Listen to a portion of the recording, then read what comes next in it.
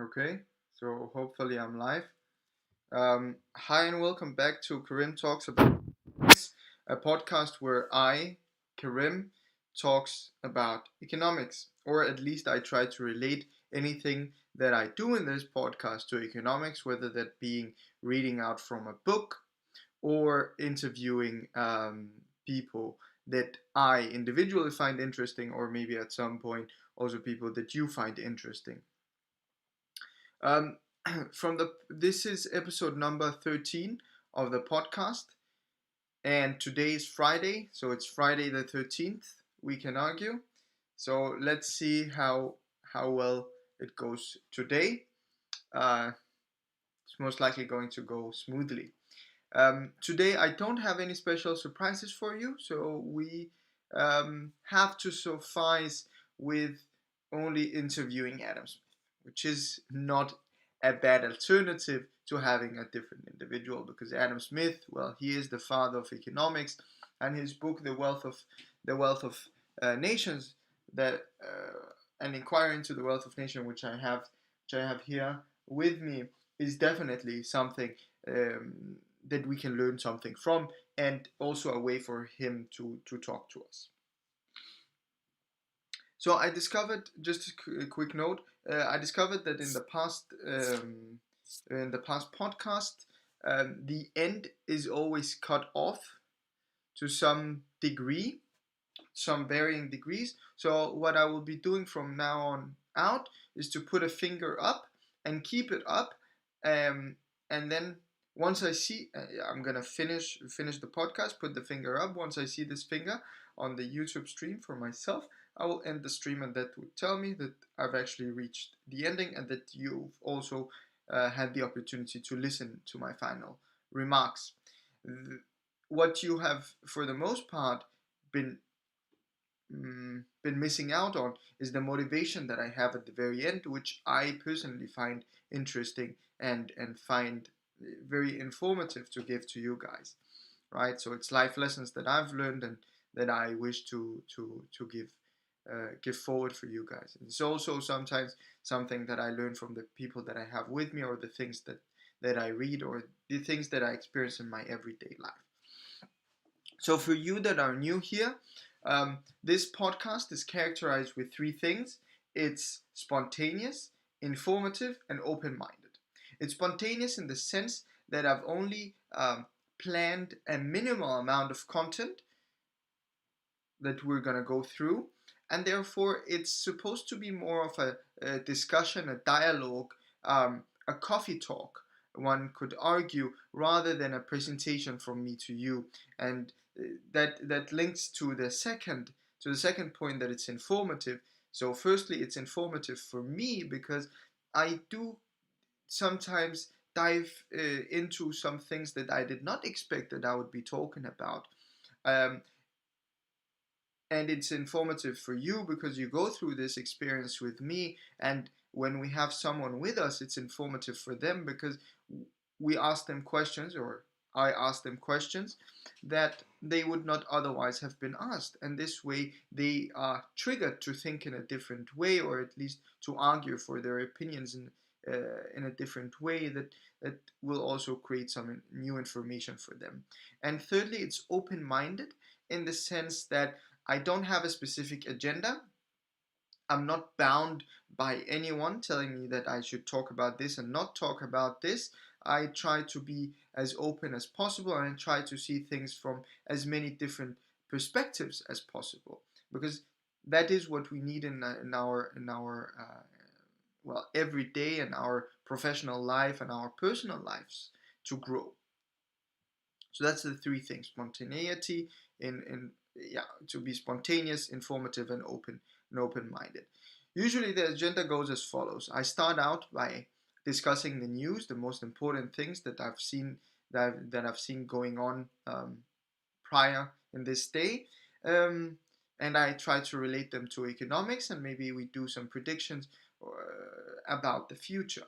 Secondly, we have a follow up from last time where I kind of sum up what we talked about last time, but most importantly, there's always a question at the end of every podcast, and it's this question that I will try to give an answer to.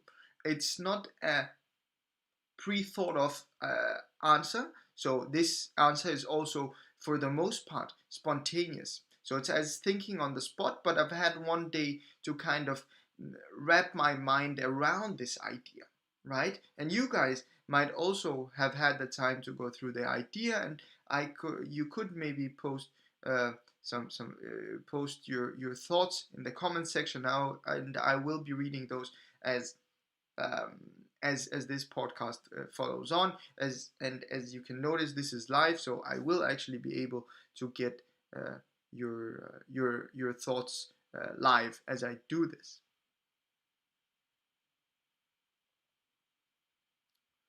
Yes. Then thirdly, either we have someone with us, as we've had the past 5 days, um, or we have a reading session, right? We read in a book that I, at least for now, find interesting. And for now, it's The Wealth of Nation by Adam Smith, where we are discussing productive labor and unproductive labor. Then we have a sum up of the things that we've discussed, new thoughts, I call it. I call this section. And that's also where I come up with the question for next time. And finally, we end the podcast with a Q&A session. Okay.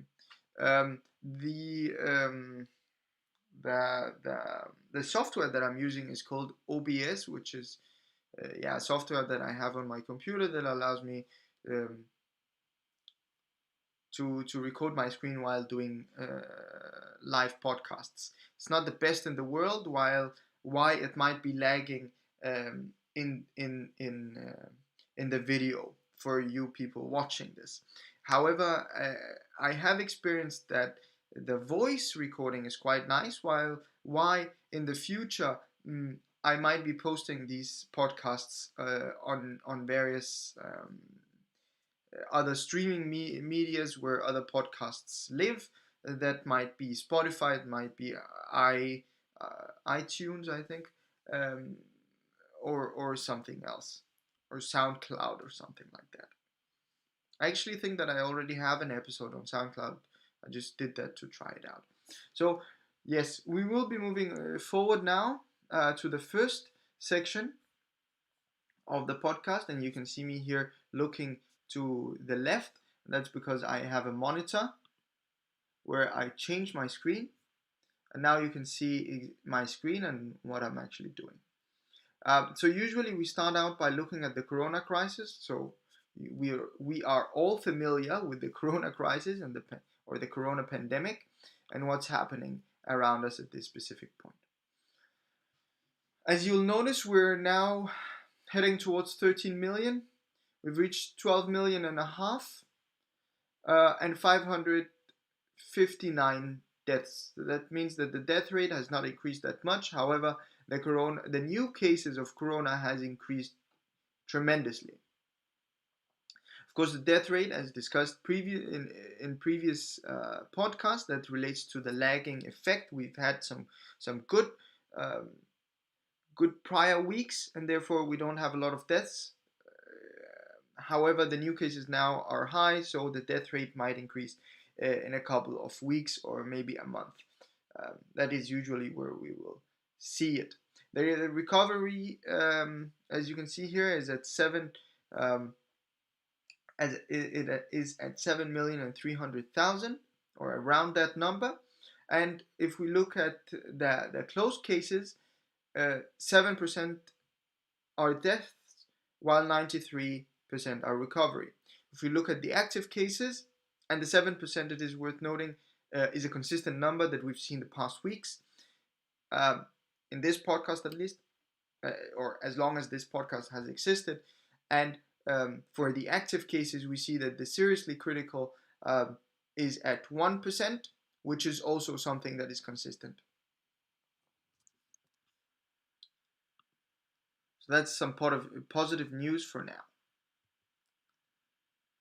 at least that the virus has not mutated, that it is becoming stronger, but also on the other side, on the other hand, it has not grown weaker, right?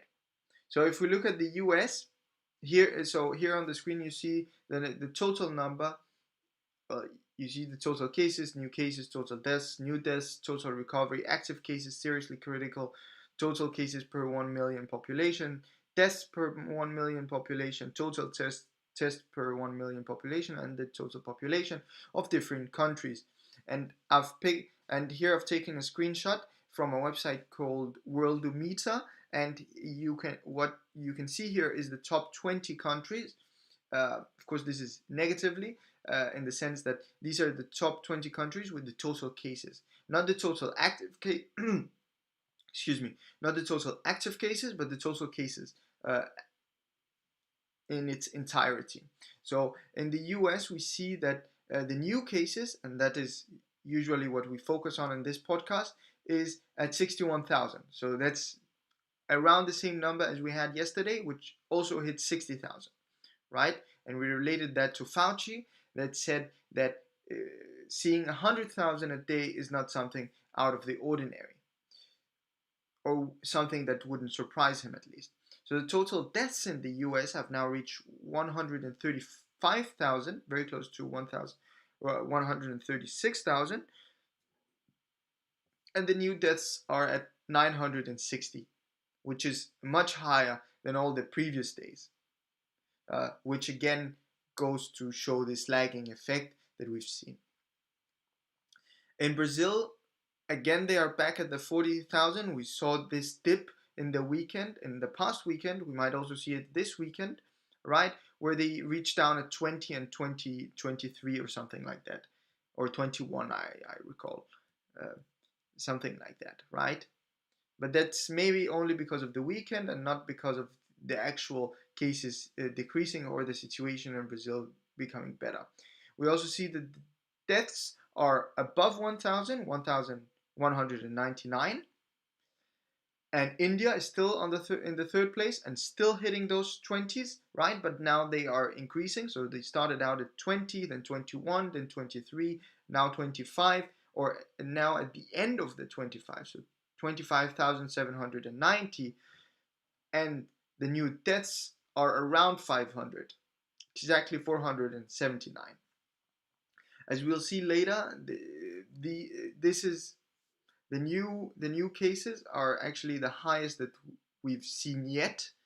So yesterday was the worst day, and I expect that tomorrow is going to be even worse, because I don't see any country making any measures to improve upon the situation currently.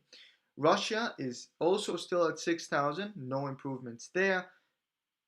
However, if we go a little bit down, in a country that we've had in our peripheral vision is South Africa, right? Because I was a little bit optimistic about that country, but apparently what Brazil was doing, they were also apparently doing, because they were down at 8,000 and even 5,000, I think, for a couple of days, and now they are back at the 10,000 plus, right? So you can see that now they're at 13,000, 13,674. Actually, if we consider the number of deaths, right, for today, it's Brazil, the United States, and then a country that we've not focused on that much. I don't know exactly why, but that's because it has been shadowed by other countries, right, on the extremes. But it's Mexico. So Mexico has actually also been stable at the 7,000 range for the new cases every single day. And today they have had, or yesterday rather, they have had 782,000 new deaths, which is not great. And it seems as if the ranking has continued to be the same. Canada is still number 20. Colombia is, however, coming up strongly, right, with 5,000 new cases. I'm making this to be a race, but it's really not. For me, it's about looking at the measures that these countries are taking and the effect and the impact that that has had. Now on the screen you see that we have a screenshot of Bloomberg and the news and this screenshot is no more than 15 minutes old. Okay, it is more than 15 minutes old, excuse me, it's nearly half an hour actually. However, I do not expect that the news have changed that much.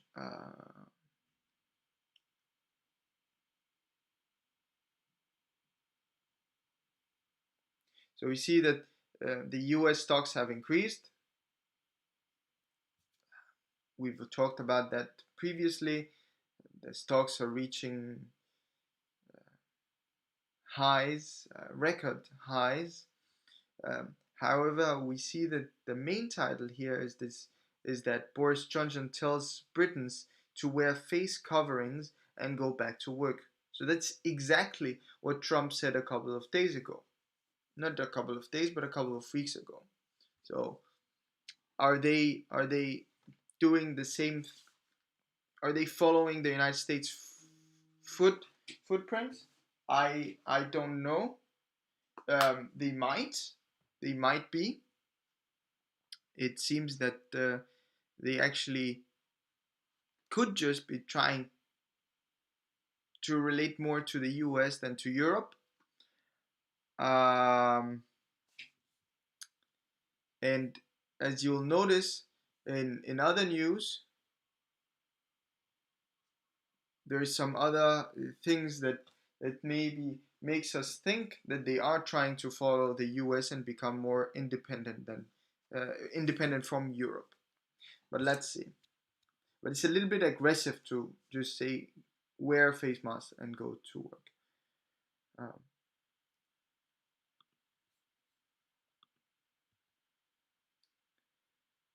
Now I have Al Jazeera up, and this is a news that you'll also be seeing again and again, is that Russia and China have.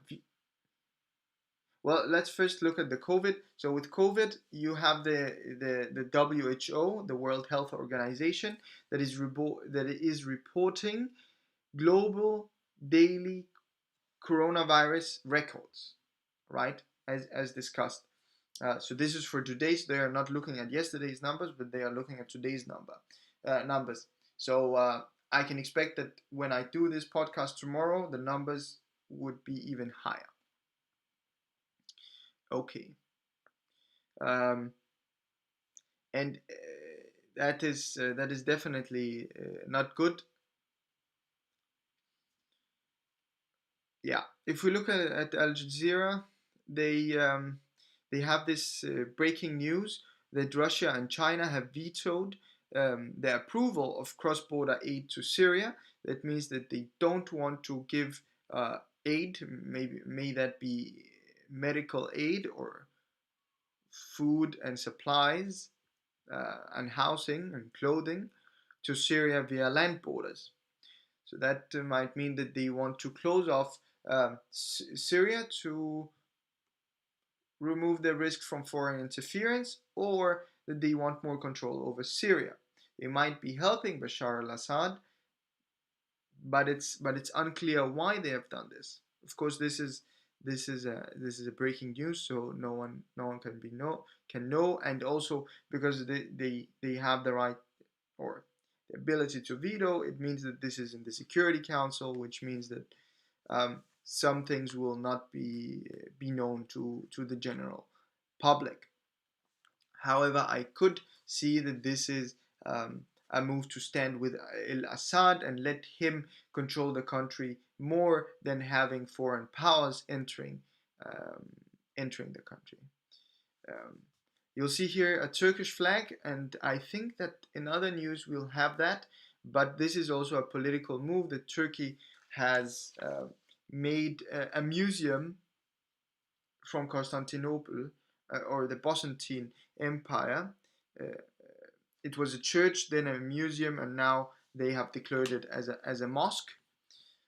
So that's also a political move or political news, I suppose. And here we have CNN. And then back to the coronavirus really quickly. You see here that the chief of of the WHO, Bertus Khali, I don't remember his name correctly, sadly. Uh, that is less important, I suppose. Uh, However, what he says is that that there is a greater threat than the pandemic here, which is that we've not created a leadership and we've not created this common ground to to have a strategy against this pandemic, right? And also, they have sent some people to China now to investigate what's actually happening. And on other news, China has found coronavirus in shrimps, right? Uh, I saw once a YouTube video, a guy in South Africa or Botswana it's one of those people that lives with the lions or have a sanctuary for lions, and he's capable of touching these lions, and not not in that way, but being with them in the cage, in their cages and stuff like that. And he said that coronavirus actually lives in lions. However, they don't they are not affected by it. So maybe shrimps are also not affected by it. However, the question then becomes, well, what if we eat those shrimps? Can we get the coronavirus? And there, the question would be, well, from my limited scientific perspective, quite definitely. Now, relating to his fear that people that the problem may be that we can actually not come together and create this leadership and have a leadership and or someone taking a leadership role and then finding a common ground. Well, that relates to what Dr. Bassem, or my father Bassem Abdallah, was talking about when I interviewed him a couple of days ago, where he said um, that we need a unified strategy to be able to take care of the coronavirus. Now, he related that, of course, to the country itself and to the healthcare system. However, it can definitely be generalized to the entire globe, in my opinion.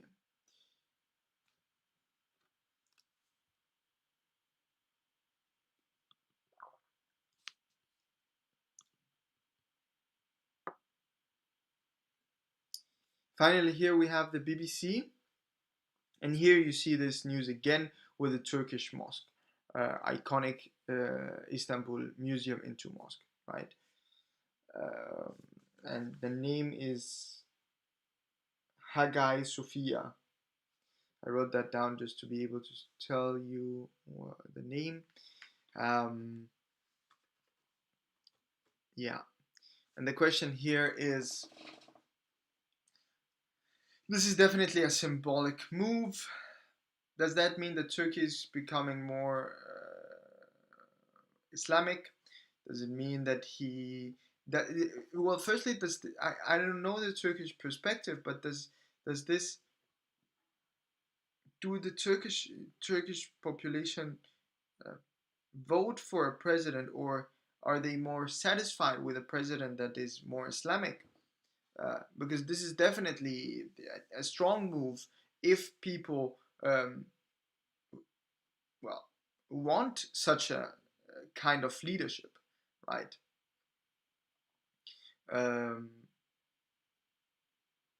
I suppose he kind of, well, if he doesn't gain the power within his own uh, country, or let's say that the country is indifferent, he is maybe going to win it with other Muslim countries, right? Or at least other Muslim populations. And we know that Turkey is trying, or they have a direct influence on what's happening in Syria and what's happening in Libya as well. Maybe also Yemen, but that will be indirectly. But more directly is Syria and uh, and Yemen. And lastly, a news that is worthy to tell is the thing that the UK opts out of the EU. So at the bottom right, the UK opts out of EU COVID-19 vaccine scheme, which means, well, the background here is that the EU has created a body that will negotiate with companies in order for the EU to get vaccines at a cheaper price and for the countries not to compete against one another. Now, the UK has said, well, we're not going to be a part of that. We want to make our own negotiations, right? And that, of course, relates back to my first note, where in Bloomberg, where we saw that Boris Johnson said that he wanted people to wear something to cover their mouths and just go back to um, to work, which related that they might be moving towards the US a little bit more than the euro area, where at least with their strategy with the COVID, and this is a clear sign of that also. So what do we expect for the future? Well, from these news at least, we see that the UK is moving more towards being in the middle. Um, and on both sides, you have the US and the Euro area. You have that Istanbul is making an iconic move. Um, but you also had China and Russia vetoing the foreign aid going into into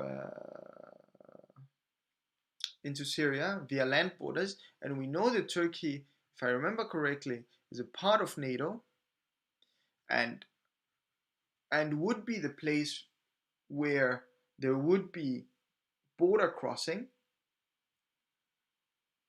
from the Western uh, powers and NATO most likely.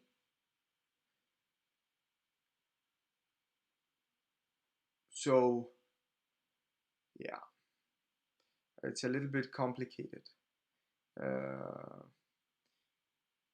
but Turkey is making a move that it wants to be independent, right? Because making this museum into a mosque would also mean that it doesn't want the EU's help, right?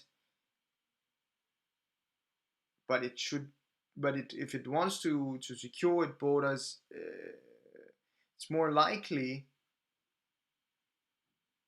to get support from the US than from China and Russia. That's at least how it's been uh, until now. However, that might be changing if that's the case, right? That Turkey wants to maybe split up from the West and become more in line with Russia and China, um, and then these aids, it can control them itself by calling it, I don't know, uh, yeah, by interfering directly then, because if they are not allowed to call it aid when they go in, then and we know that there is some conflict at the border because there's some Kurds that are taking over the border there, right? And Turkey doesn't want that. Um, so I really don't know why they are making enemies with the West. If this really will make an enemy, which I doubt, um, or at least it will weaken the relationship a little bit more because Turkey shows that it's more Islamic and doesn't want, well, to be more, let's say, non-religious as the countries in Europe. But yeah, I think it's time to move on, definitely. Okay,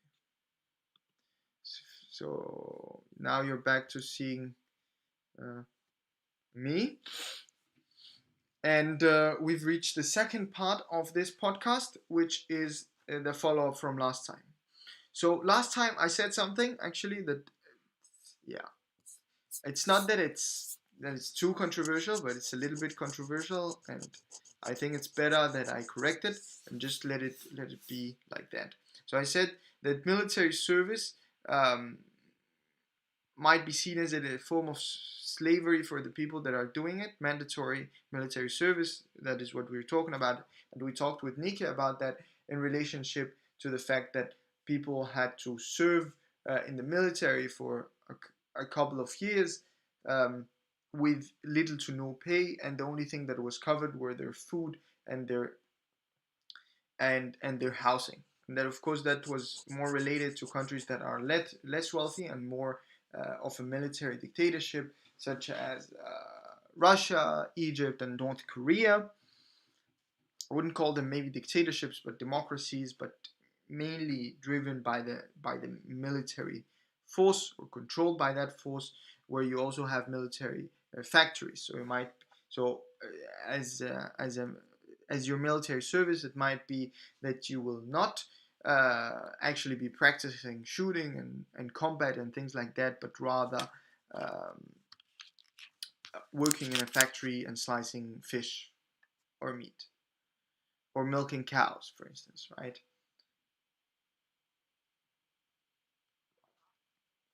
So the idea was, or the thing that I wanted to correct was, I don't think it's definitely not the same thing as slavery, because slavery, doing slavery, you could die and you would never have your freedom back.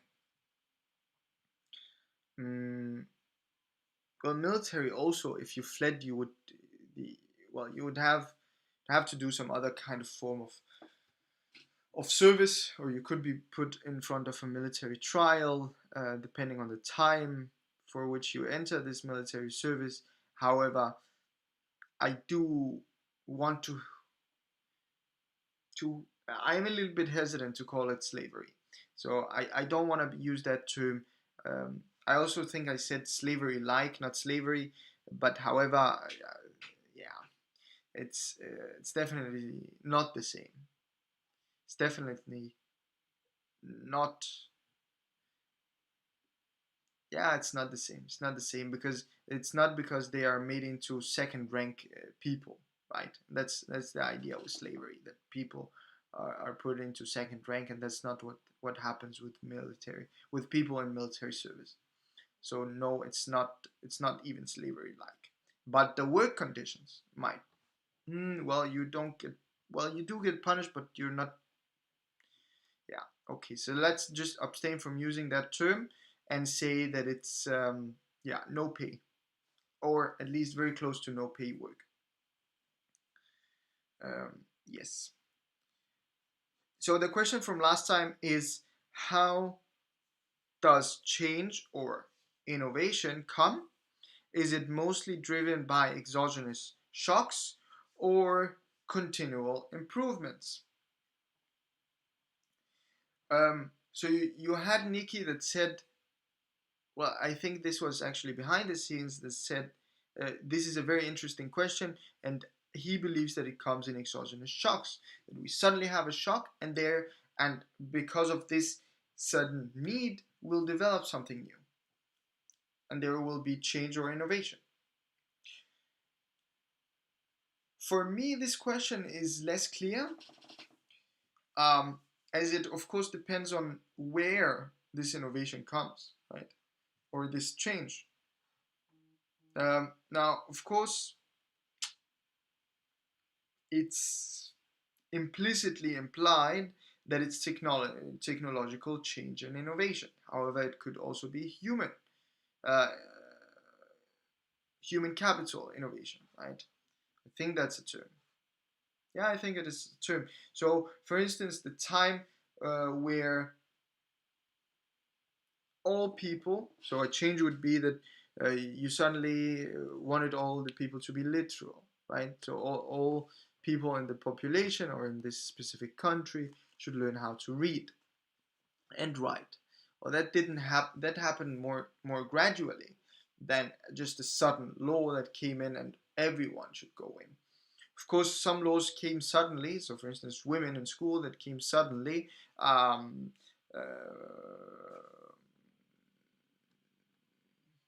I'm not gonna say slaves, but these landmen that could suddenly go to school. It's also a sudden law that came in. However, if we can, it depends on what we consider the first point of departure and the end point of departure of this change and innovation.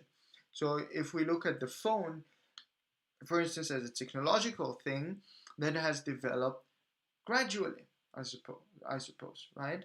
So firstly, it was telegraphs, and then you could send mail, and then you had the phone where you could call, and then you had the phone where you could pick up and press, and then you had the mobile phone, and then with the mobile phone you had some things that were introduced, the Bluetooth, for instance, or the email that it could connect to the internet, and then suddenly you could download apps, and then it became touch, and then you could use your phone for a lot of applications, and now the phone is kind of a part of you that also tells you about your health, right? So that's also um, an innovation, right, of the phone.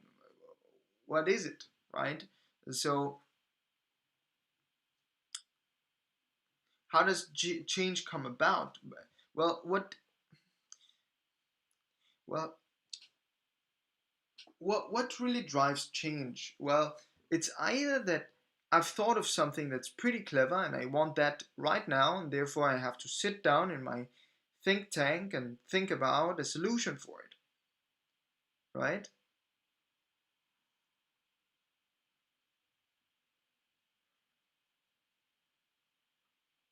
So the radar was one of those innovations, right?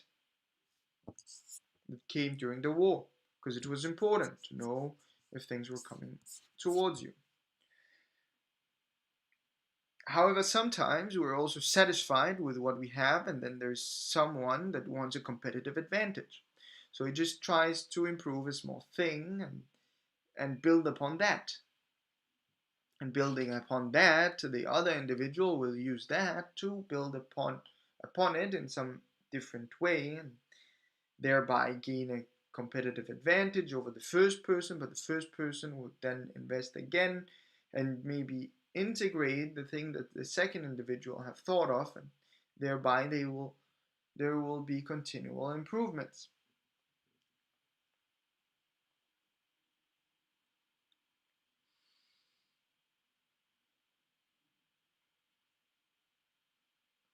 So also here when I ask this, how does change or innovation come? Well, is there a difference? Now I wrote a slash between change and innovation. Is there a difference between change and innovation?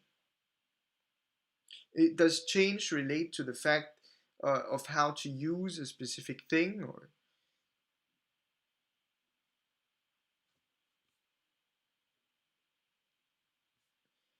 is change the way that we interact with something? And is there innovation the capabilities of something? So maybe the telephone is innovation. The, for instance, the idea that we can use it to look at the stock market, that we can trade, right, using the internet. Is that innovation or is it a change? Have we changed the telephone from it only being a telephone to being a mobile phone, to being an internet device, right? Have we changed it or have we innovated it? Now, of course, I'm quite sure that a lot of management professors have thought about this for a long time. I haven't. Uh,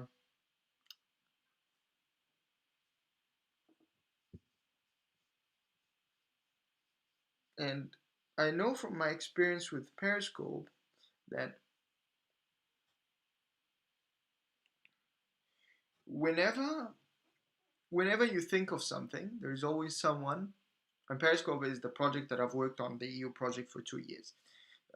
Whenever you and that looks at innovation in the maritime industry, the marine and the maritime industry, and we wanted to find new technologies that could improve these industries, and we wanted then new technology to emerge in this of making the industry more effective, right? And then we wanted some companies to come together and build something up from the ground up by EU funding, right? Or with help from the EU.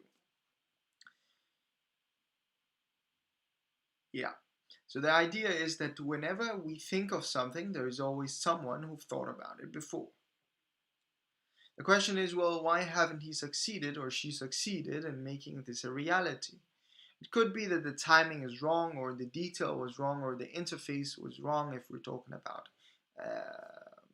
an electronic device or software, right? The interface is quite important. The user interface is quite important.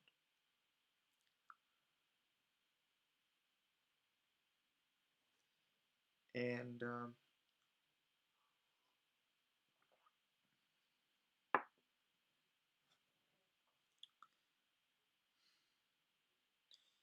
there's always someone that have thought about it. So the idea is not only when will this innovation come, but rather when will this innovation be adopted.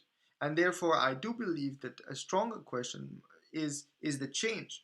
How does change come, right? And change, with change I mean in the behavior, or as the questions that we have in Periscope. And I might actually be inviting some of these people that I've worked with um, to tell us about what they are doing currently, and also what we've done. But this idea of change is quite important, right? Because it's about making something a standard in the market, in this commodity market, right? We're changing. If we can change people's behavior, then we have a product that's strong. And when does that happen? Well, that is when demand wants it, or you can convince them. So an example that is always given is the iPod, or at least one that René Rohrbach, one of my first bosses, argued for, was the iPod, and he said that there was a need for it, right? People could stream music from the internet illegally. However, iTunes uh, allowed them to be online and encrypted such that no one could steal them, and you had to buy them, and therefore the people publishing their music would be willing to put their music there because it wouldn't be stolen. And therefore change happens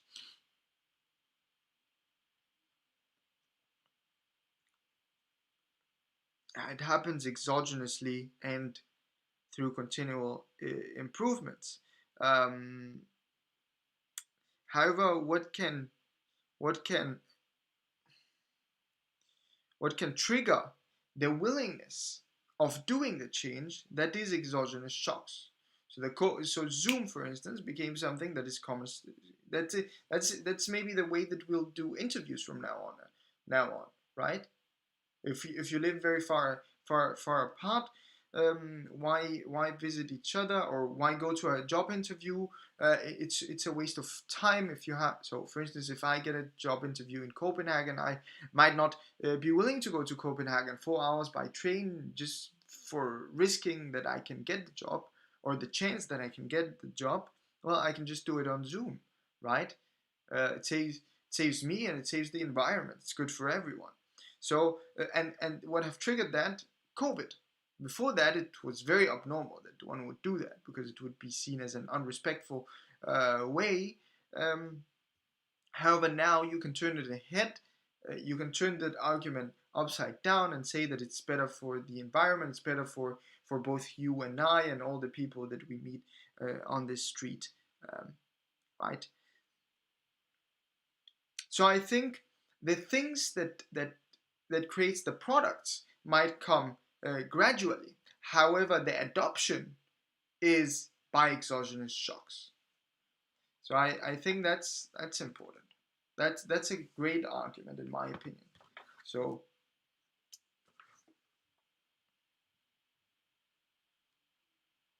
technological is continual improvements, and adoption is by exogenous shocks.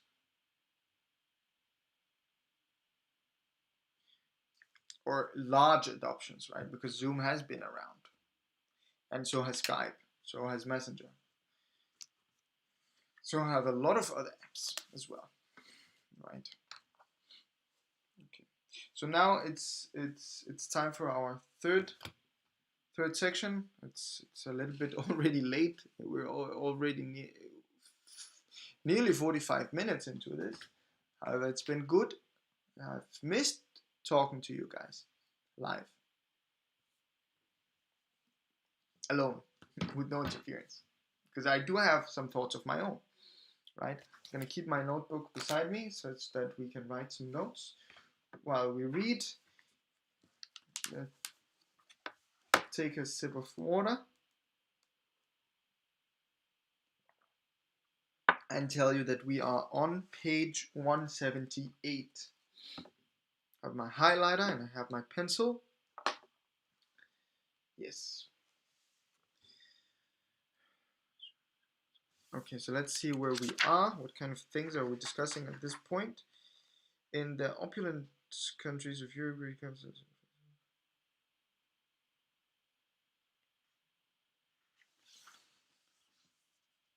so we're talking about now we're talking about uh, uh, the improvement that has happened in Europe and how that relates to the fact. So we're talking about productive and non-productive labor, and how productive labor is producing something that's productive, something that's tradable. A part of the value of this productive labor goes to the actual individual that produces this productive labor in wage, right? And the rest goes out to taxes and to the owner that has put capital into the production, and to taxes. I think I've said that. And to other unproductive labor. No, I have not said taxes, but also to taxes. And then the idea is that with the development of new tools, for instance, for harvesting plants, right? Now, the productive laborer can produce much more, and therefore he can give much less. However, the thing that he gives away will be the same, and therefore he is going to be richer, this productive laborer. Let's see. Okay, so the part of the annual, and let's see, maybe, yeah, let's see if I'm right in that. So the part of the annual produce, therefore, which as soon as it comes either from the ground or from the hands of the productive laborers, is destined for replacing a capital, is not only much greater in rich than in poor countries, but bears a much greater proportion to that which is immediately destined for constituting a revenue either as rent or as profit. So we're also talking about poor and rich countries, because it's the same thing, right? Development over time is the same as comparing uh, poor and rich countries. So the funds destined for the maintenance of productive labor are not only much greater in the former than the latter, but bear a much greater proportion to those which, though they may be employed to maintain either productive or unproductive hands, have generally uh, a predilection for the latter.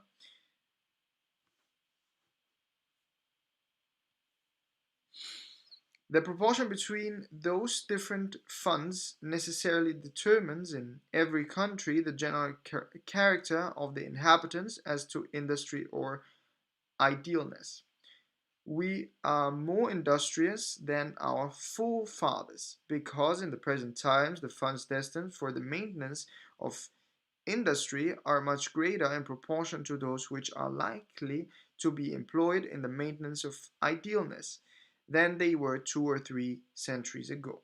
Our, our ancestors were ideal for, for want of a sufficient encouragement to industry. It is better, says the proverb, to play for nothing than to work for nothing.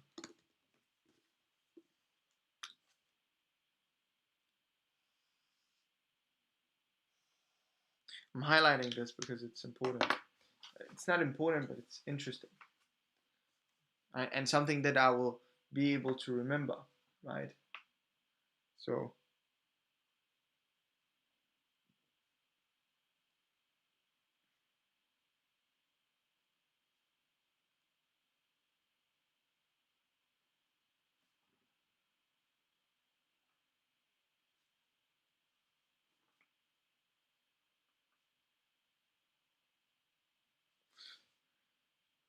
So it is better, says the proverb, to play for nothing than to work for nothing. In mercantile and manufacturers' towns, where the inferior ranks of people are chiefly maintained by the employment of capital, they are in the general industrious, sober, and thriving, as in many English and in most Dutch towns. In those towns which are principally supported by the constant or occasional residence of a court, and in which the inferior ranks of people are chiefly maintained by the spending of revenue. They are in the they are in general ideal, dissolute, and poor, as at Rome, Versailles, Champagne, and Fontainebleau. If you expect, now comes some names again. If you accept Rouen and Bordeaux, there is little trade or industry in any of the parliament towns of France, and the inferior ranks of people, being chiefly maintained by the expense of the members of the court of justice and those who come to plead before them, are in generally ideal and poor, are in general idle and poor. The great trade of Rouen and Bordeaux seems, I'm 100% sure that I've pronounced that wrong because it's French apparently, seems to be altogether the effect of their situation. Rouen is necessarily the entrepot of almost all the goods which are brought either from foreign countries or from maritime provinces of France for the consumption of the great city of Paris. Bordeaux is in the same manner the entrepot of the wines which grow upon the banks of Garonne and of the rivers which run into it.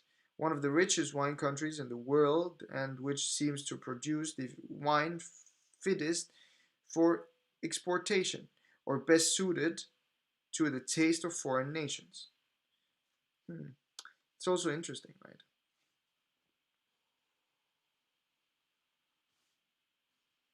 It's an interesting, interesting way of thinking. It seems to produce the wine fittest for exportation, or best suited to the taste of foreign nations. Right? Such advantageous situations necessarily attract a great capital by the great employment which they afford it. And the employment of this capital is the cause of the industry of those two cities. In the other parliament towns of France, very little more capital seems to be employed than what is necessary for supplying their town consumption. That is little more than the smallest capital which can be employed in them. The same thing may be said of France, Madrid, and Vienna.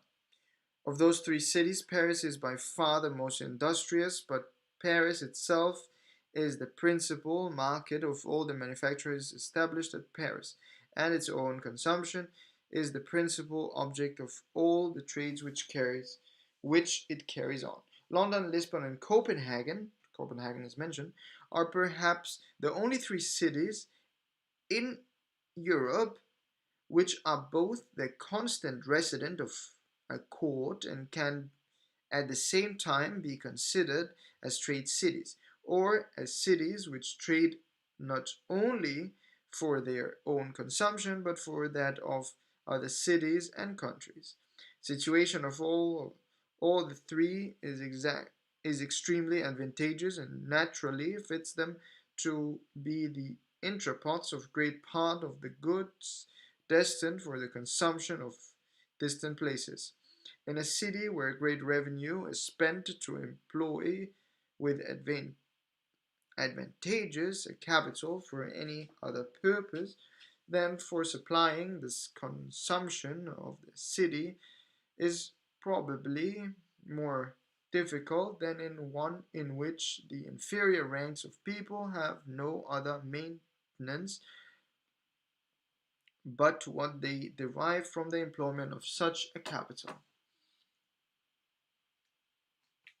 So,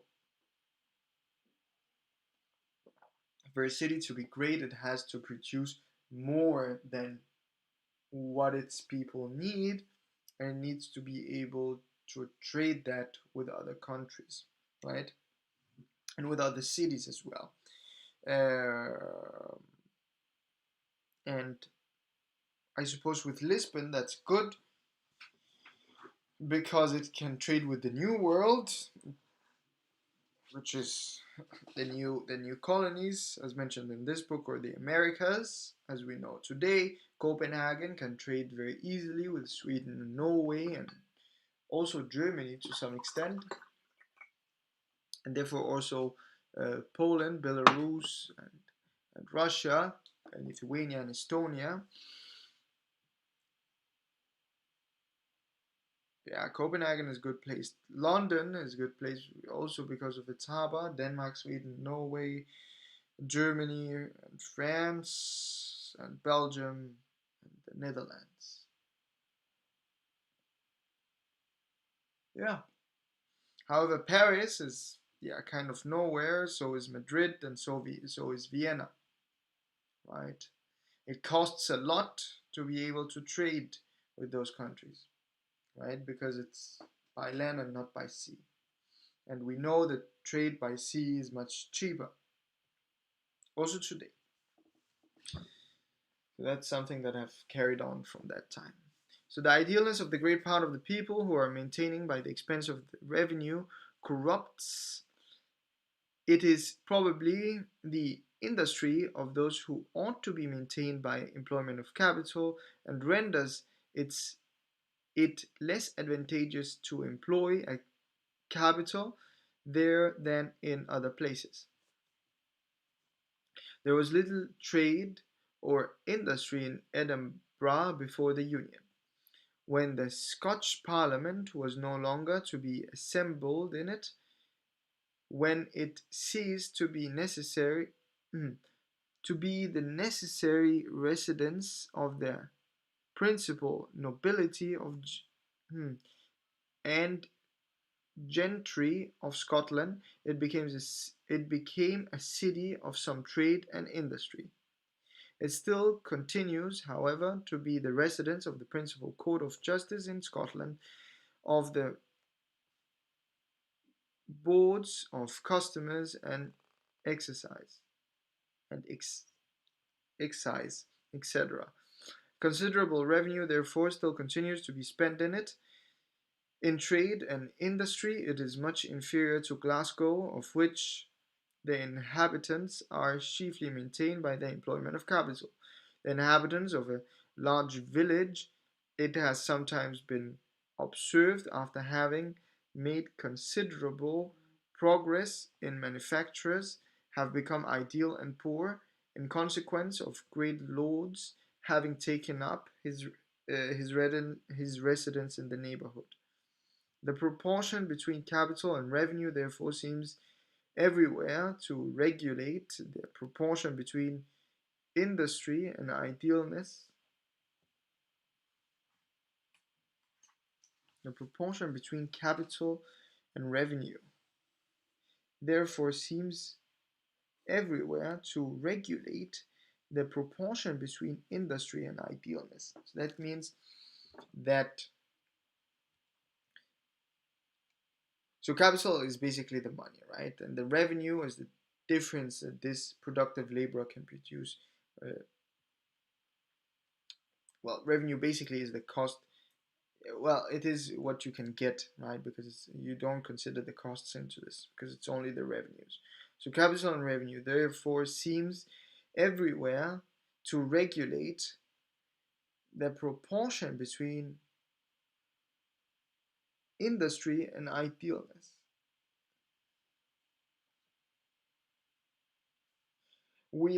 and then he continues, wherever capital predominates, industry prevails. Wherever revenue idealness. I have to know what this would mean.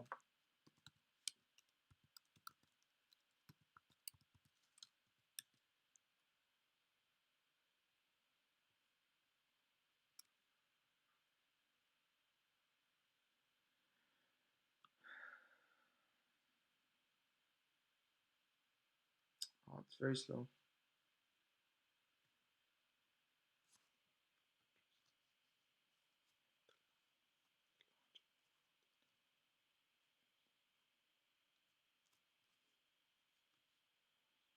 So I actually think that yeah, it's a bad thing. Well, I actually don't know why I'm doing this on the computer when I know that I have my phone where I can just check it.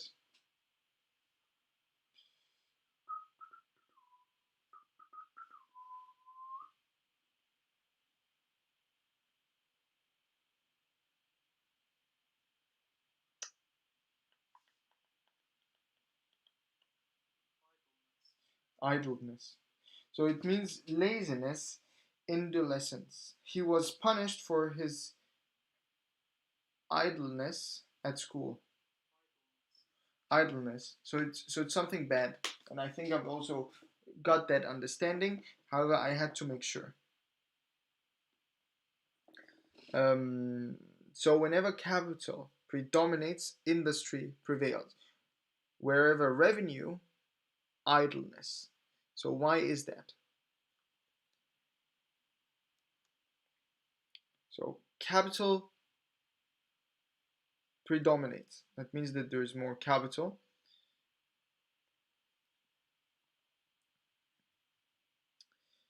That means that you would have more industry because this capital has to be invested somewhere.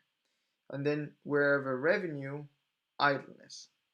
So there is a lot of revenue, so there is a lot of shopping. So let's think of that as shopping malls. So if you think of it as shopping malls, you'd have a lot of lazy people.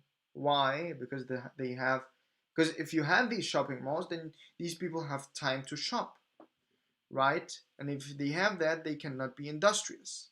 Now, of course, they can be at the same time. However, we're talking about here uh, uh, where this prevails over this. So both exist at the same time, but where does it um, predominate, right? Okay, so that's interesting. So if you wanna, yeah, if you wanna, yeah, okay, idleness.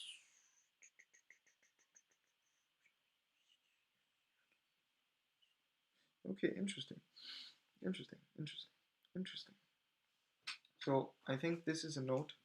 So and I'm gonna write capital and then an era that leads to industry, and underneath it revenue and then idleness.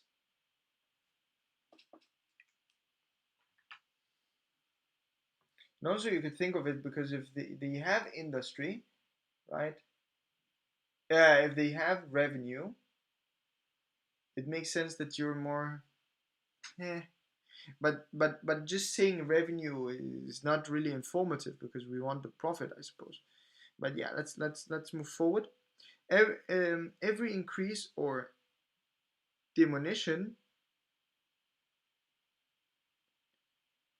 yeah, diminution of capital, therefore, naturally tends to increase or diminish the real quantity of industry.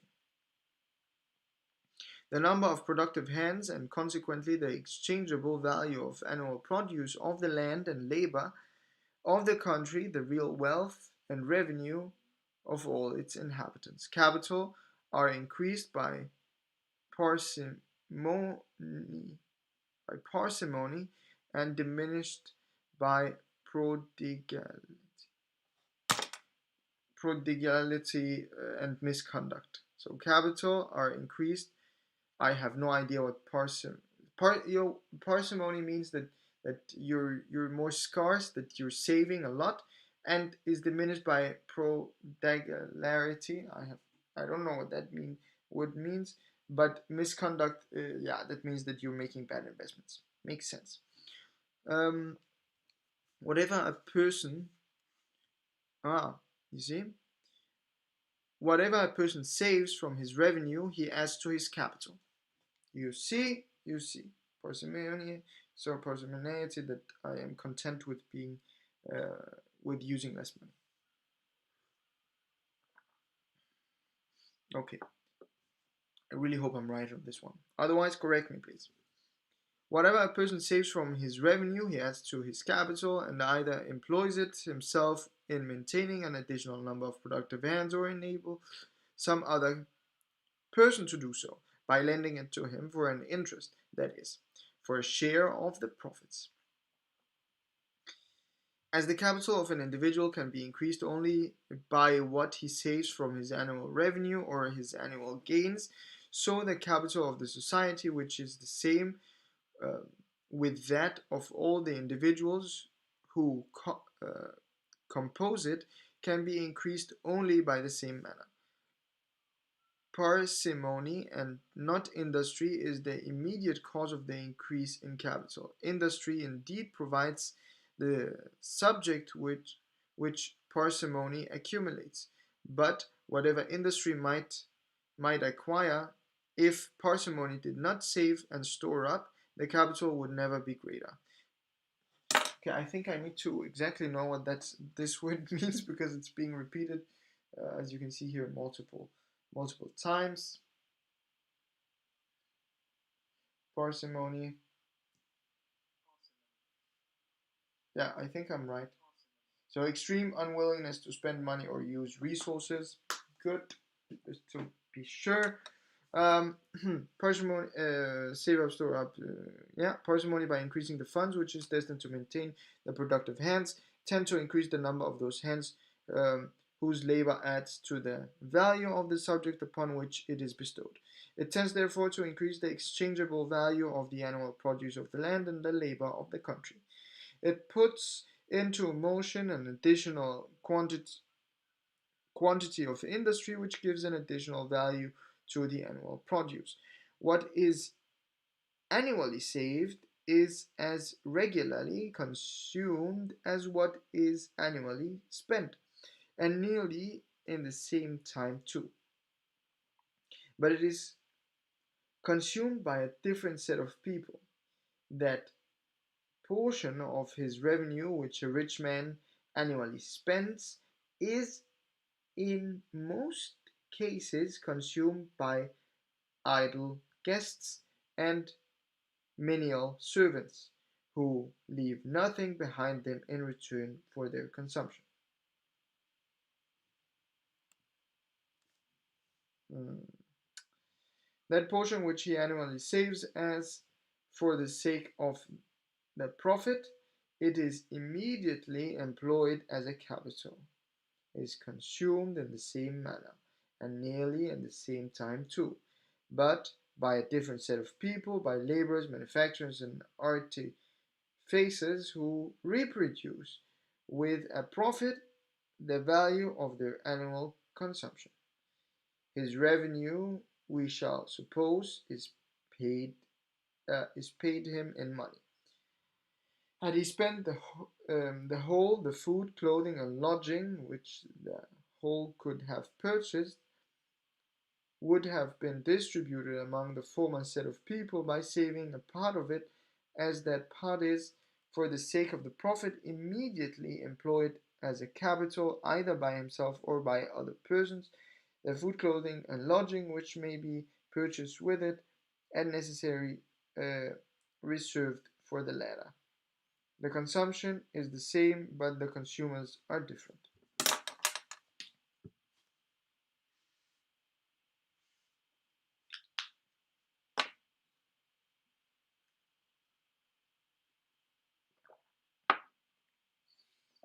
Hmm. Consumption is the same, but the consumers are different. Interesting thought.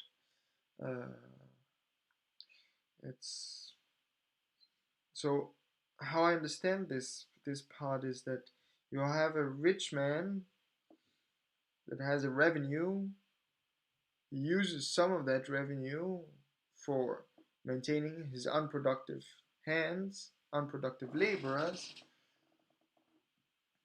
so hosting parties, that's what is meant by guests, and his servants, understandable. And then he puts some of that back um, into the productive hands, right? And then he earns a profit from that again, right? Then they produce something and he gets something in return and things like that. Saving a part of it, as the part is for the sake of the profit immediately employed as a capital either. And then the argument here is that he could otherwise not have saved anything and just buy food, clothing, and lodging, and he would have distributed then all his money on these people, and they would then have spent the money as he would somehow. And therefore, he says that the consumption is the same, but the consumers are different. It's an argument. How I understand that, it's an argument for the distribution of money, right?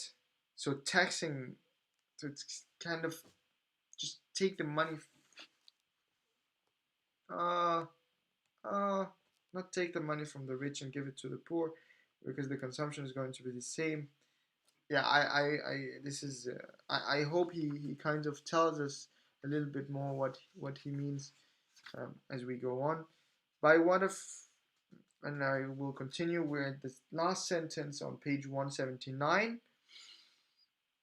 So, by what a frugal man annually saves, he not only affords maintenance or maintenance to an additional number of productive hands for that of the ensuing year, but like the founder of a public workhouse, he establishes, as it were, a, a perpetual fund for the maintenance of an equal number in all times to come. The perpetual allotment and destination of this fund, indeed, is not always guarded by any positive law, by any trust right or deed of mortmain. It is always guarded, however, by a very powerful principle, the plain and evident interest of every individual to whom any share of it shall ever belong. No part of it can ever afterwards be employed to maintain any but productive hands without an evident loss to the person who thus perverts it from its proper destination. Okay, so now I kind of get get the idea, because he's symbolizing the idea of this rich man using either all his money and then saving it, or using all his money to these food lodgers and things like that, and then they would have the money and they would be able to also buy these basic goods and then invest the rest, right? So it's the same. If Okay, so now I understand the past part, I think. So the idea is that if one individual makes all the investments, is the same as if it was multiple individuals that made the same kind of investments, right? Um, so if you had one individual and he could then earn a profit, right? He would reinvest that in productive labor. However, he could also spend all his money, and this money would go to some people that do productive labor and some people that don't do productive labor. But however, the people that do productive labor will not be using all that money. They would be saving a part of it, however much smaller than what the one individual would have saved. And these could then be summed up together and be reinvested in the productive labor as the one individual would have made at the beginning. And that's why he says that the consumption is the same, but the consumers are different. Now the argument here, uh, so in the on page at the beginning of page 180, is that you could also create a fund with a specific amount of money, and the idea of this fund would be not that you're trying to employ it all at one point and then the money is gone, but rather you'd put it into work, create something productive, and this money would be recreated, right? And those people using this money could earn a profit beside, right? Because we just want the capital to be the same, maybe a small interest that is equal to the inflation, but at least the value of the money has to be the same. Any additional value can go out to wages, right? And then you can use this money in the next period again and again and again and again, and you would have that no people are willing to steal a part of this original money, right, when it's invested in the productive hands, because they would know that in the next period this chunk of money that would be invested in them would be a little bit smaller, and therefore the revenue that this money can create, right, which we had on this part, i.e. the revenue, would be a little bit smaller. And with that being a little bit smaller, their wage would be a little bit smaller, and if their wages are a little bit smaller, they are worse off. Therefore, the intent to steal would not exist. Let's continue. Let me just take a sip of water first. The prodigal perverts. I've not written a lot of notes, and that's because, yeah, while these things are interesting, well, I could write this. The consumption is this. The consumption is the same, but the consumers are different.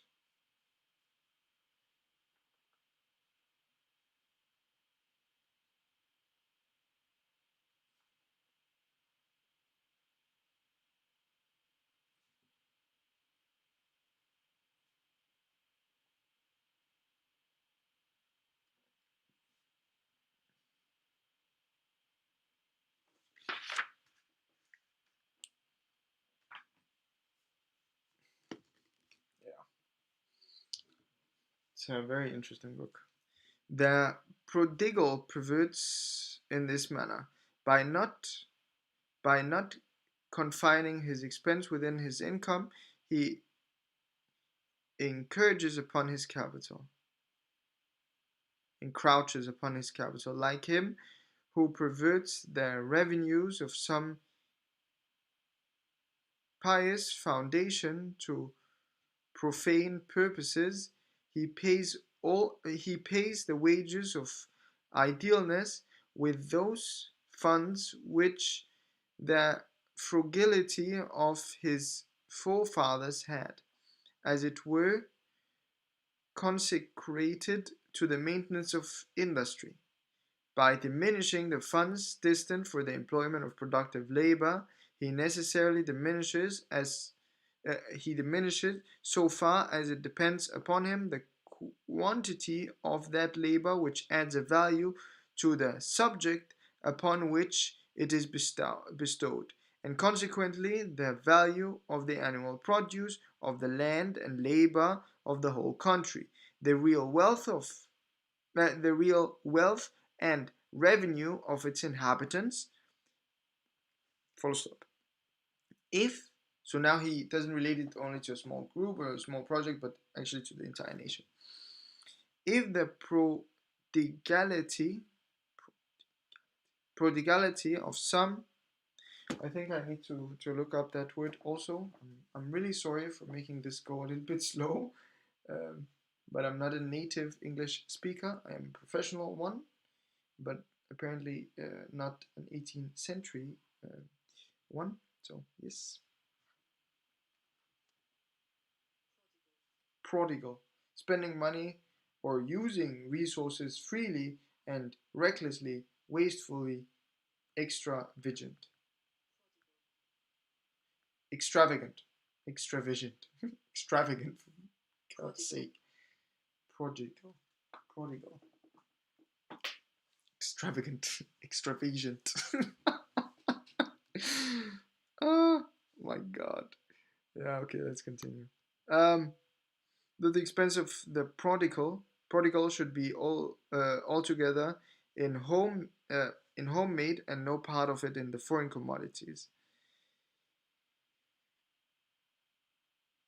No, no. If the prodigality of some were not compensated by the frugality of others, so some are reckless, some are saving, the conduct of every pro, pro, prodigal by feeding the idle, right, those that are lazy, with the bread of the industrious, would tend not only to beggar himself, to make him less off or uh, less rich, but to impoverish his country.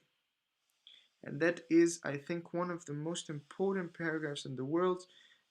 However, uh, I doubt that a lot of people would understand this in the first try. So the prodigal, and it's quite intuitive also. So the prodigality of some were not, if the prodigality of some were not compensated by the frugality of others, the conduct of every prodigal by feeding the idle with the bread of the industrious would tend not only to beggar himself, but to impoverish his country. My God, if that's not one of the most beautiful sentences I've read in my entire life, especially because I understand it now, and you guys are listening to me might or should also understand it, right? And I think that's an experience that's worth going through. This is something that you're not going to get in any other podcast.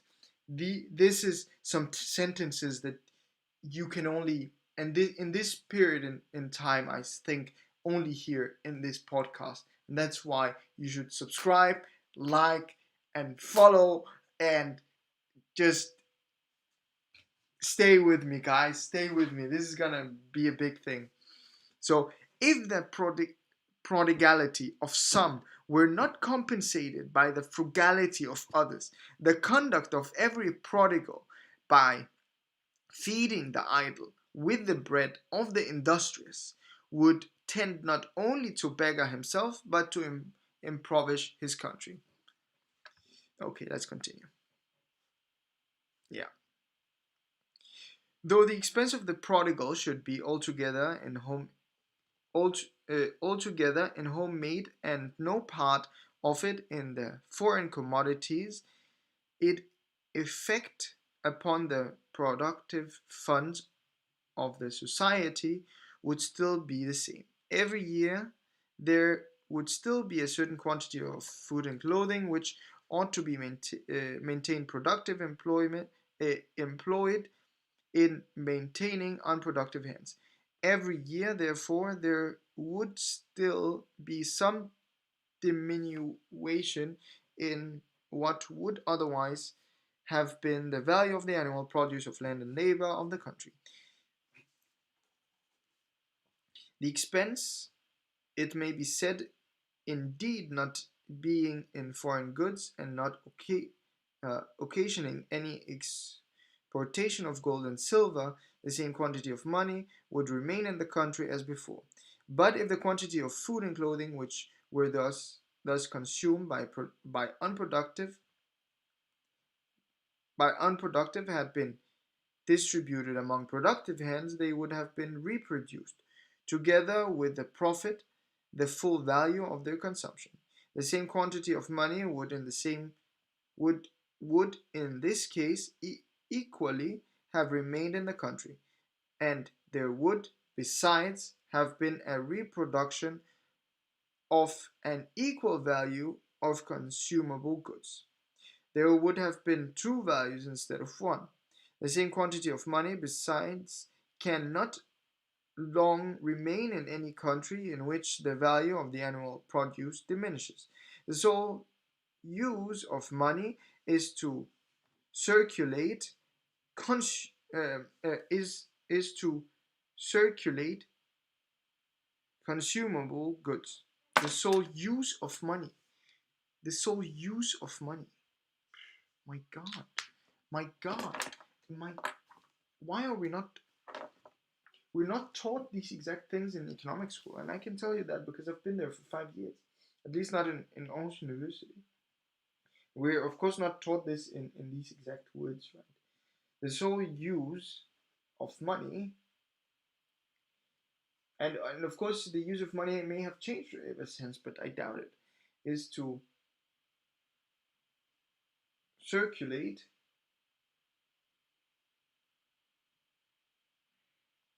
consumable goods.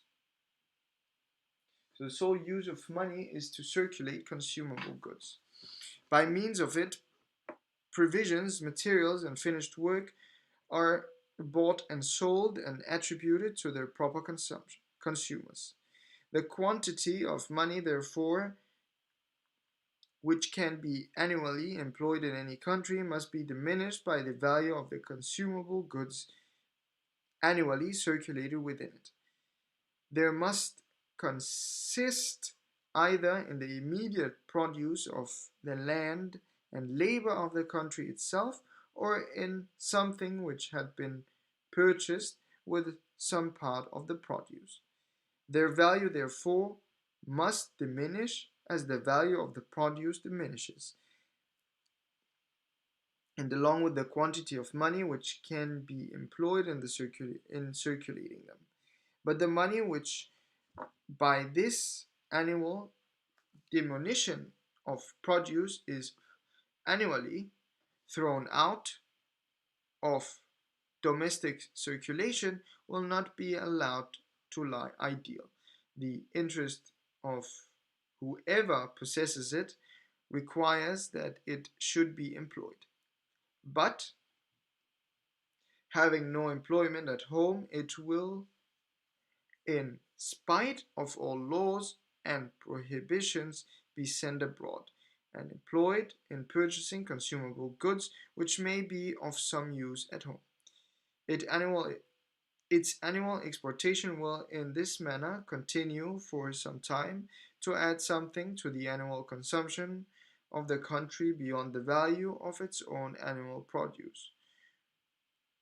What in the days of its prosperity had been saved from the annual produce and employed in the purchase of gold and silver will contribute for some little time to support its consumption in adversity.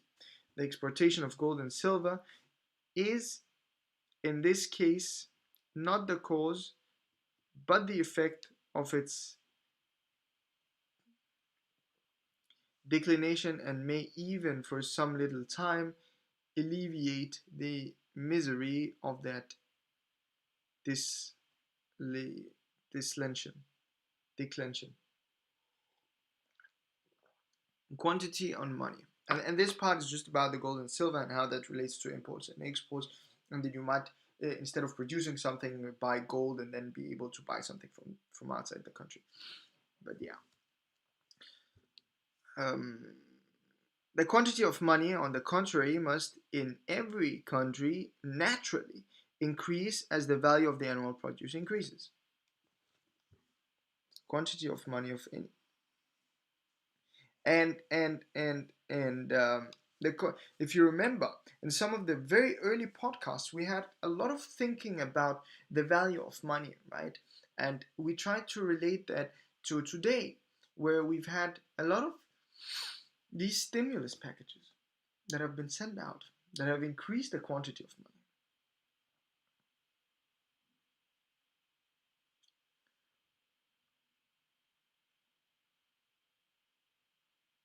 And if money if the sole purpose of money is to circulate consumable goods, it means that suddenly in the corona crisis we've increased the number of consumable goods. The question is, have we though?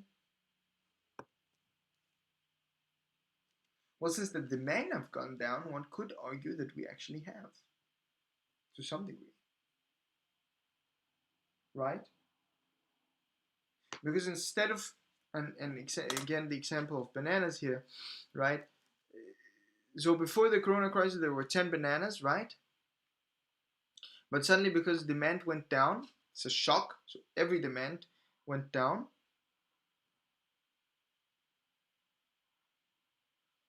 There's suddenly 20 bananas left. So maybe the firms are producing something that is not being sold. And therefore, we are producing more money to consider that. So the quantity of money, on the contrary, must in every country naturally increase as the value of the annual produce increases. And this is also, I think this is also interesting. However, this relates to the technology, right? Value of the annual produce increases. So let's say that this banana, instead of being 10 centimeters tall, I don't know how much 10 centimeters. Let's see, say like this, 10 centimeters. That's 20 centimeters. The value of the banana has increased. Therefore, the amount of money, the quantity of money, also has to increase. Okay, interesting thought.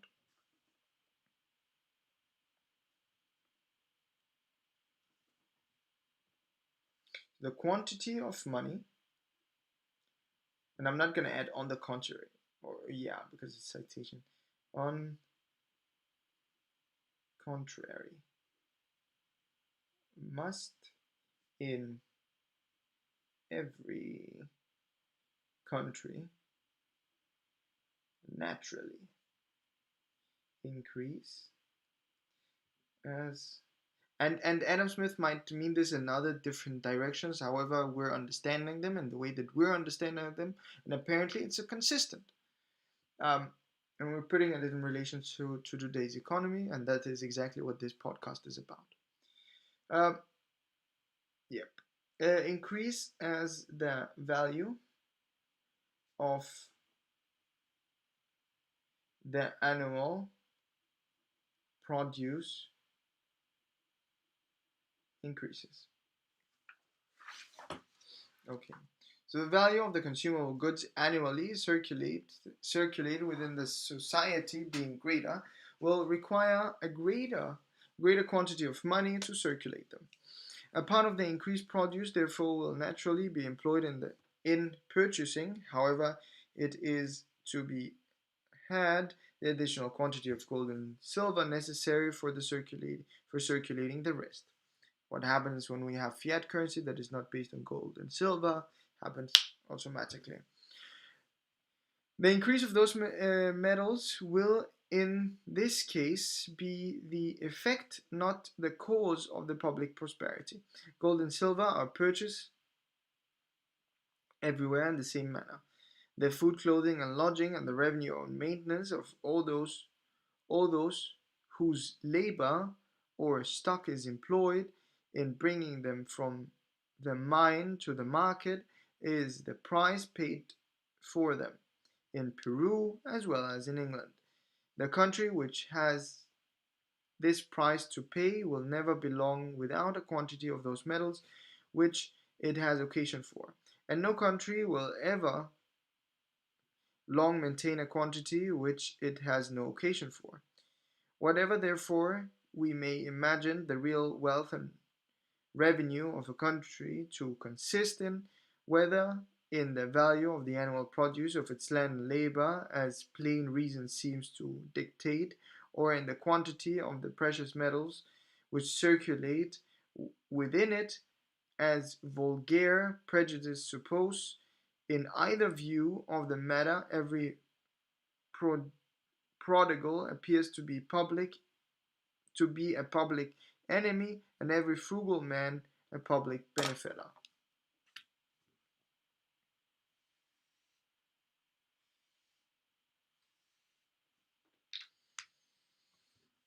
Okay.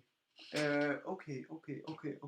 So that means in the context of this, if a country knows that it has a gold mine and it has not explored this gold mine,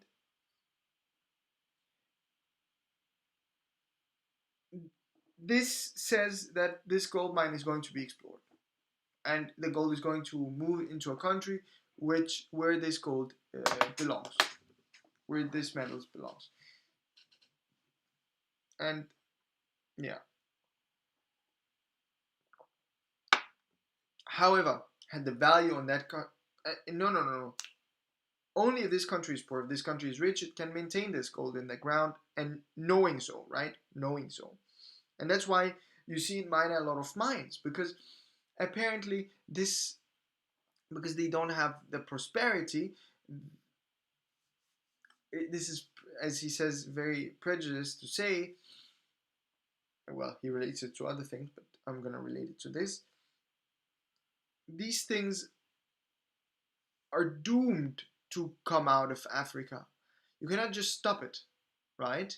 You can't, because the value of these products can be maintained, or it's worth.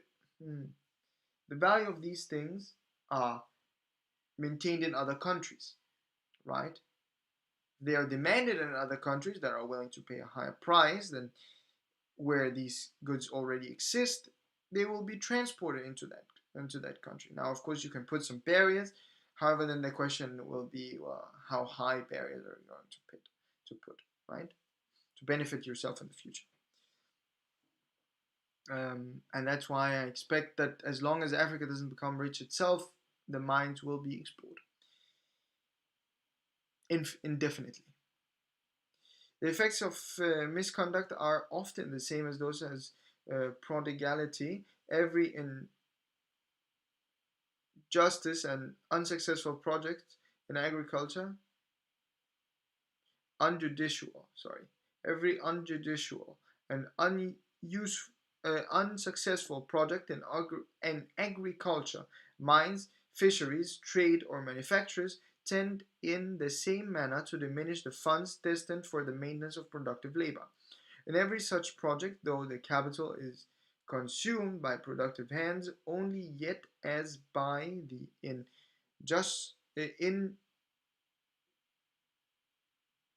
injudicial injudicial manner in which they are employed, they do not reproduce the full value of their consumption.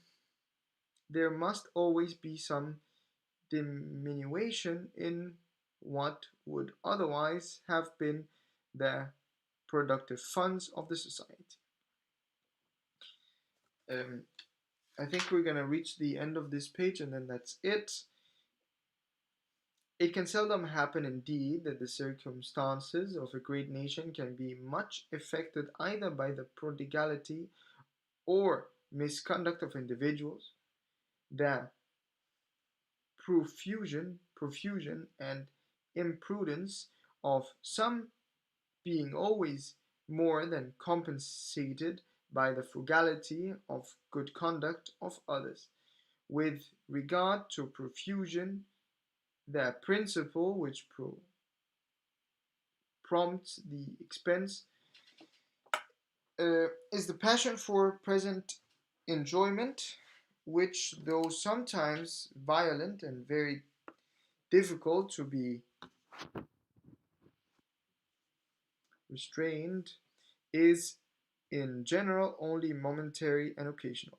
But the principle which prompts to save is the desire of bettering our conditions. Yes. But the principle of which consumption save is the desire to better our conditions, a desire which, though generally calm and dispassionate, comes with us from the womb and never leaves us till we go into the grave. In the whole interval which separates those two moments, there is scarce perhaps a single instance in which any man is so perfectly and completely satisfied with his situation as to without any wish of alteration or improvement of any kind. An augmentation of fortune is the means by which the greater part of men propose and which to better their condition. It is the means, the most vulgar and the most obvious and the most likely way of augmenting their fortune is to save and accumulate some part of what they acquire, either regularly or annually or upon some extraordinary occasion. Though the principle of expense therefore prevails in almost all men upon some occasions, and in some men upon almost all occasions, yet in the greater part of men, taking the whole course of their life at an average, the principle of frugality seems not only to predominate, but to predominate very greatly. I suppose that's a good thing.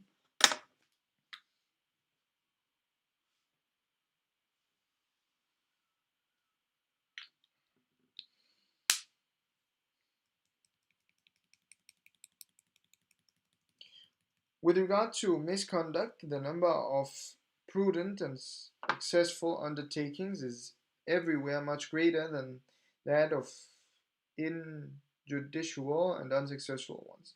After all, our compliance of the frequency of bankruptcy, the unhappy men who fall into the misfortune make but a very small part of the whole number, engaged in trade and all other sorts of businesses, not much more perhaps than 1 in 1,000.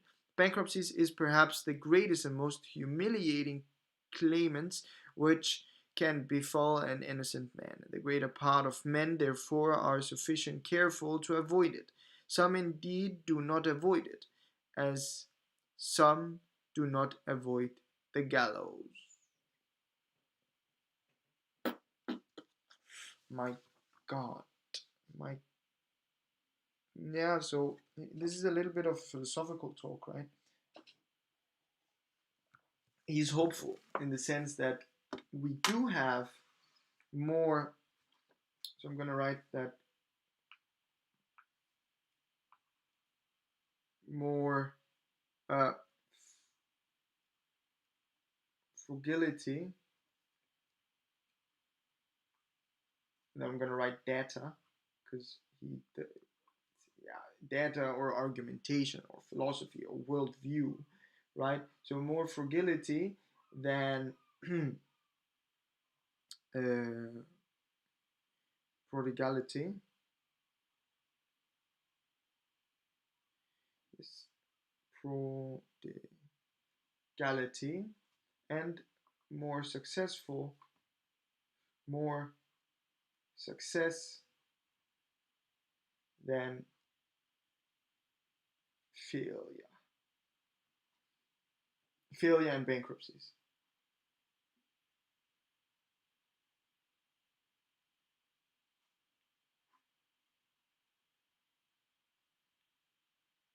And bankruptcies. So now we've reached a page or the top of page 182, and that's where we're gonna take on from tomorrow.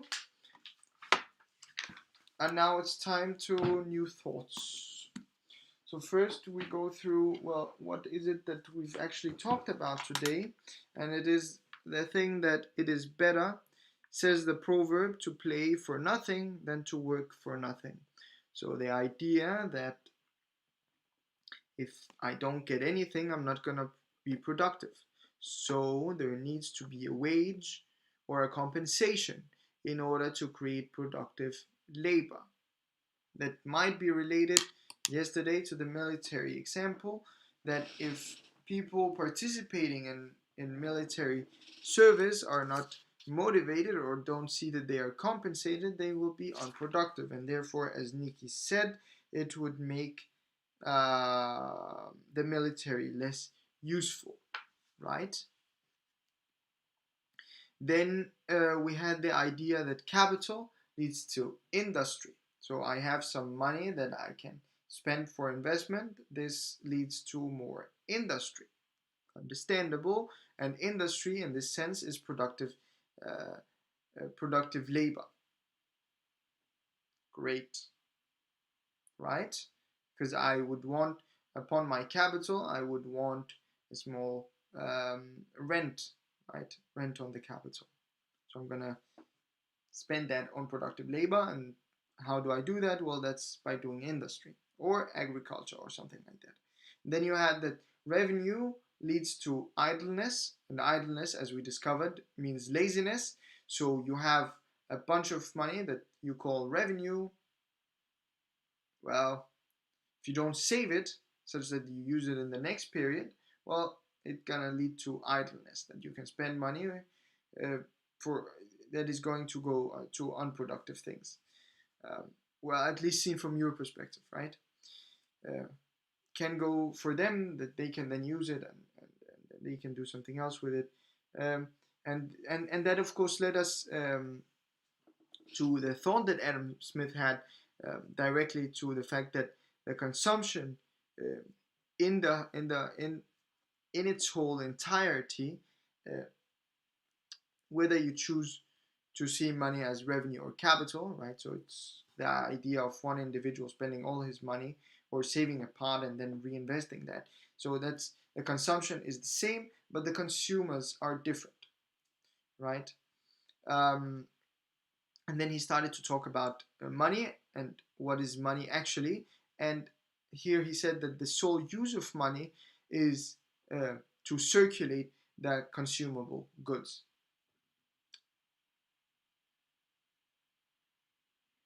And relating that to innovation and technological innovation and the produce of land, or the increased produce of land, he then said the quantity of money, on the contrary, must in every country naturally increase as the value of the annual produce increases.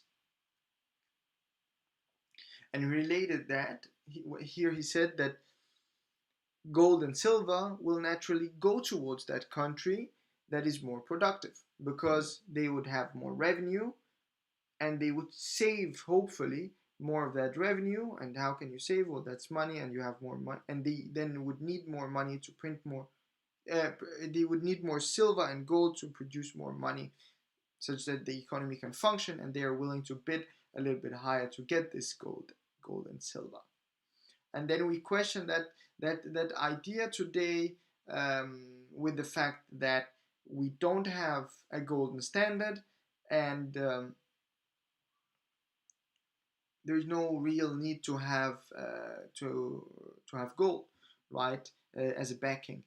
And we related that maybe to now money being the value of the general commodity, and therefore I give the example that if a poor African country found a mine, um, and let's say it's iron for the sake of it, right?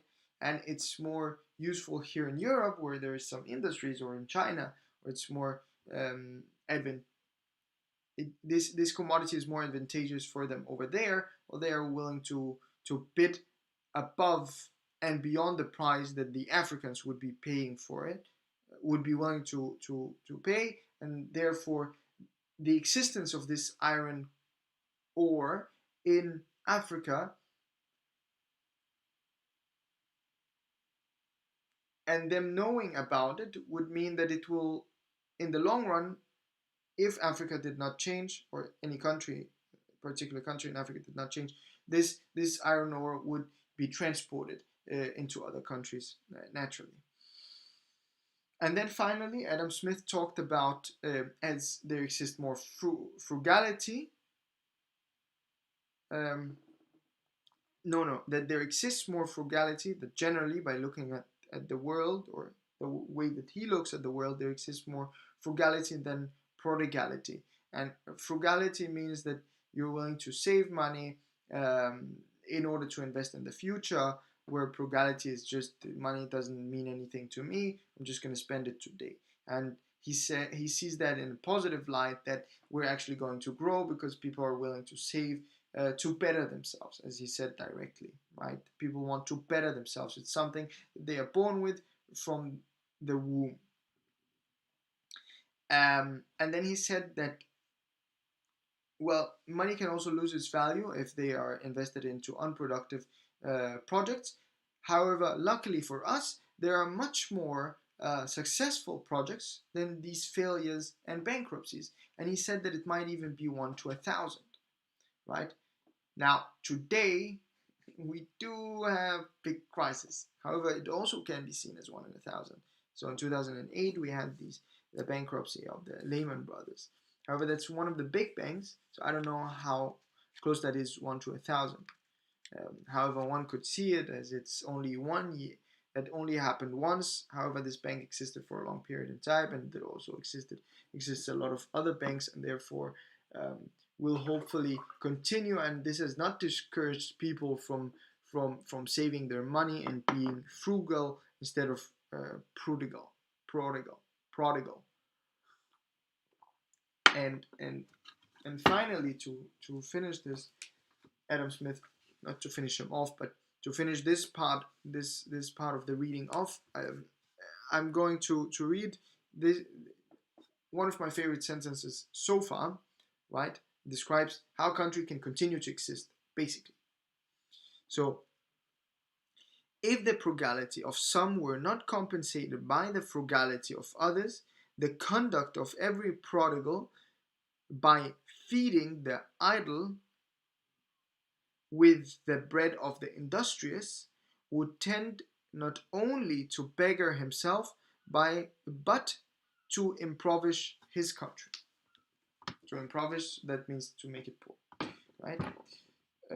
So now we've reached the part of the podcast where we find a question for next time. And I think it has something to do with the prodigal and frugal.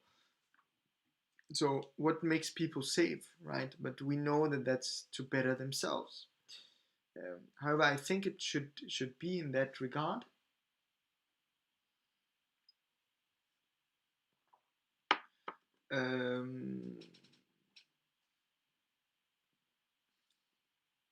What can we think of? Boom, boom, boom, boom, boom, boom, boom, boom, boom, boom, boom.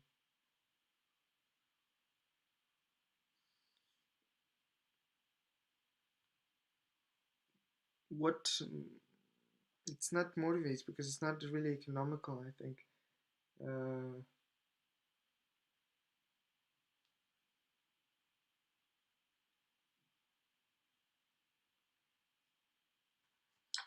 I'm just going to take a look in the book very quickly. The pages that we've read, maybe there's some words that will pop up. So, sole use of money is to circulate consumable goods. Yeah, I want to dig a little bit deeper into that.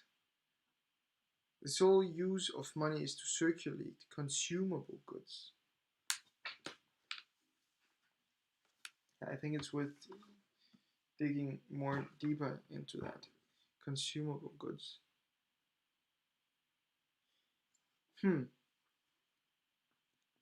How can unconsumable goods be evaluated?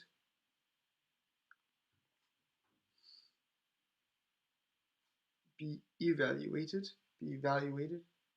How can the value of unconsumable goods be evaluated?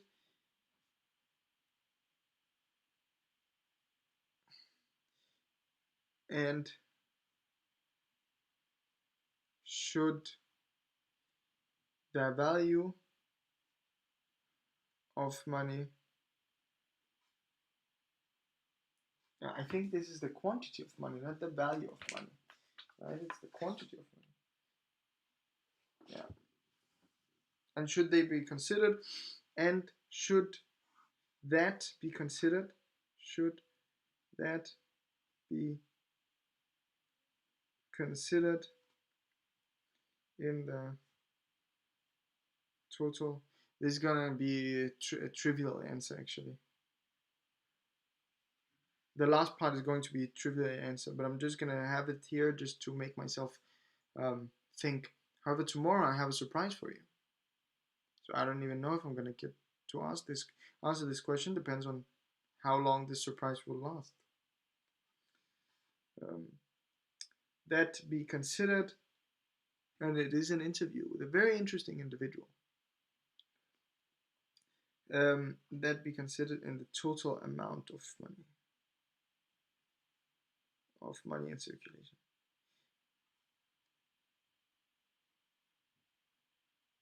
But it's interesting that he says money in circulation and not money in total, right? Because we know that there are two types of money: money in circulation between dealers and dealers, and money in circulation between dealers and consumers, right?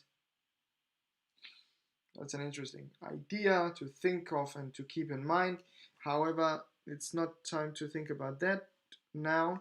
It's time to see if we have any questions. Maybe there has been some people live with us today. It seems not. Therefore, it's time to say goodbye. It's very nice to have you with me on this journey. So see you next time. However, and I think a lot of you just are a little bit unsure when I say this, right? Because this has been cut off so far. However, I don't leave you like this. I always leave you with a motivation, even though you might not have heard it. Because it's been cut off. Not my fault. My fault, but not my fault. It is my fault. I take full responsibility. That's not what the motivation is about today. Today's motivation is about listening to your elders, listening to the experience of others. It's listening to people that might know more than you, or at least acknowledging the possibility that other people know more than you. And here, especially people that are older than you and have more experience than you, or at least that you know have experienced things that you would like to learn something. They've had an interesting journey, these people, let's say your grandparents or your parents. They have had a life story at least. They have learned some things. They have made mistakes.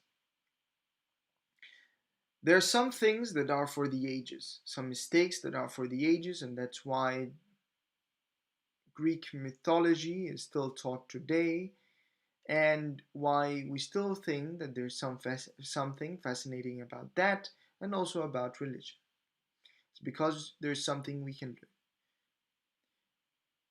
And therefore, I recommend that you also learn from people that are the closest to you. People that will not tell you stories that has been carried on from one generation to the next to the next to the next for thousands of years by word of mouth or by any other measure.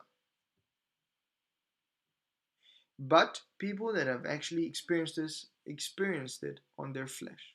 Now, of course, you don't have to take their advice per se. Just listen to what they have to say, and maybe you can put it in relation to your life and learn from it.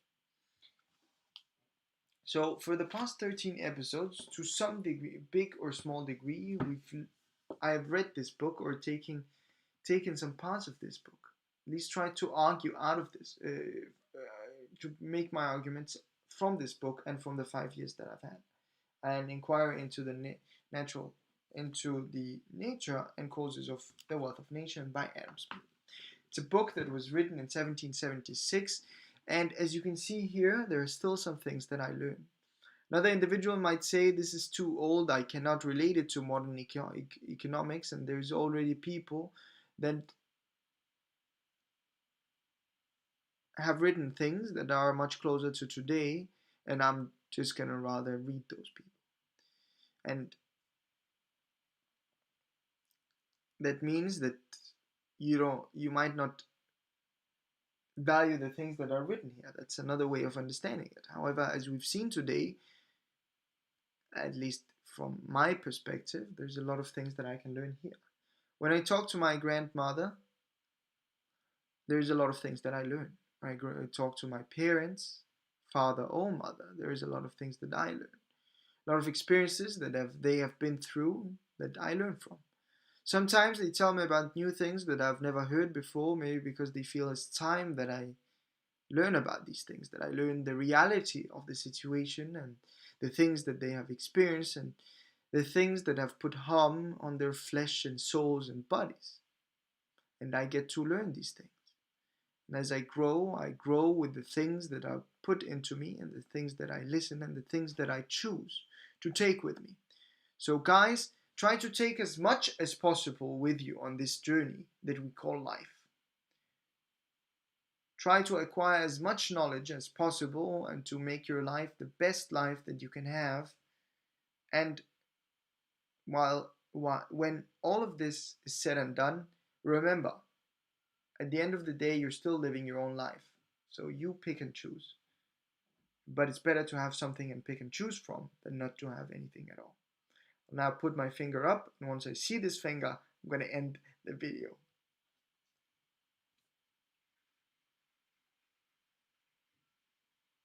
or end the stream.